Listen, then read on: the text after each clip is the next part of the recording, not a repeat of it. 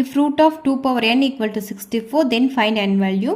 இந்த n value தான் நம்ம find பண்ண போகிறோம். Solution, root of 2 power n equal to 64. Okay, இந்த ரூட்டை கேன்சல் பண்ணுறதுக்காக போத் சைடு என்ன பண்ணுறோன்னா ஸ்கொயர் பண்ணுறோம். இப்போ என்ன ஆகுனா ஸ்கொயர்டு ரூட்டு கேன்சல் ஆகும்.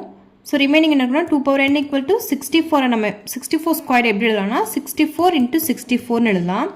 இப்போ நம்ம வந்து பேஸ் வந்து எல்லாமே ஈக்குவல் பண்ணணும். அப்போது 64க்கு நான் எல்சிஎம் எடுக்கிறேன். 2 டேபிளில் 3 2s are 6, 2 2s are 4, again 2 table, 2 1s are 2, remaining one இருக்குமா, இப்போ இது வந்து 12 ஆயிரும். 6 2s are 12, 2 8 2s are 16, again 2 4s are 8, 2 2s are 4, 2 1s are 2.